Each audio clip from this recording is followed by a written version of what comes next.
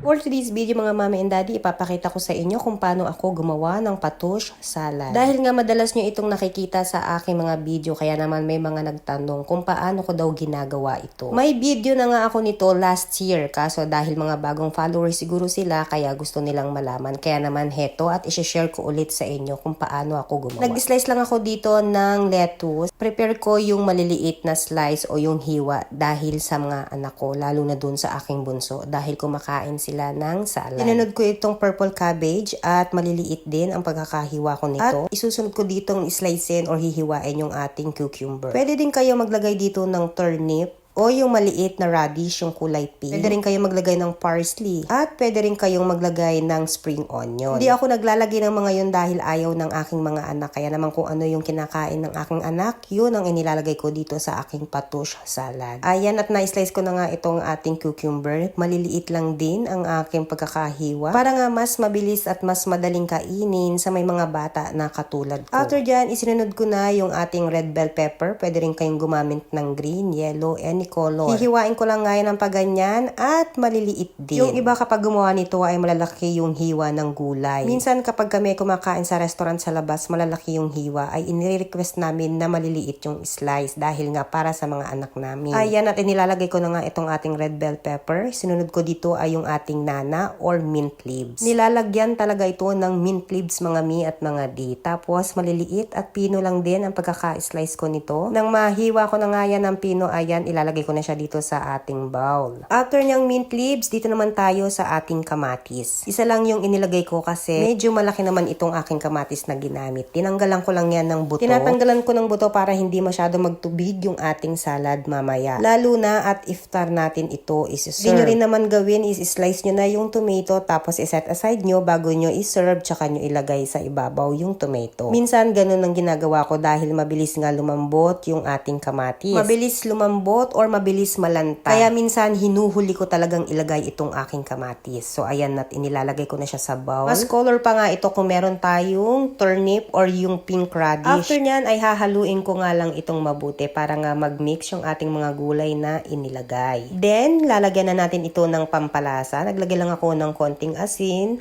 olive oil, at lemon juice. Gumamit lang ako dyan ng half lemon. Next, ay naglagay ako ng molasses or yung pomegranate syrup. Then, hinalo ko nga lang ito para nga magkalasa na yung ating mga gulay. After ko mahalo yan, ilalagay natin yan dito sa pangmalakasan nating plato para nga mas maganda, mas appetizing, at mas kaaya-aya itong ating salad. Diyan ko siya inilagay sa pangmalakasan na plato natin. After nga nating maisalin yan, maglalagay naman tayo ng prinitong kubos or yung pinrito nating pita bread. So, ayan ang ilalagay natin na topping sa ibabaw. Nakakadagdag nga ito ng sarap at texture kapag kinain natin yung ating salad. Naglagay din ako ng pomegranate seeds or pomegranate fruit. At sa ibabaw, naglagay ulit ako ng molasses or pomegranate syrup. Natikman nga nila ito sa Pilipinas at talaga namang nagustuhan nila nung ako ay gumawa. At syempre, ilalagyan natin yan ng pa-decoration dahil nga pang content natin ito. At ito na nga ang finished product ng ating fatush salad. Originally ay galing ito sa Lebanon. So yun lang for today's video mga mami and daddy. Maraming salamat sa pakikinig at panunood. Sana kayo ay may natutunan. Salamat!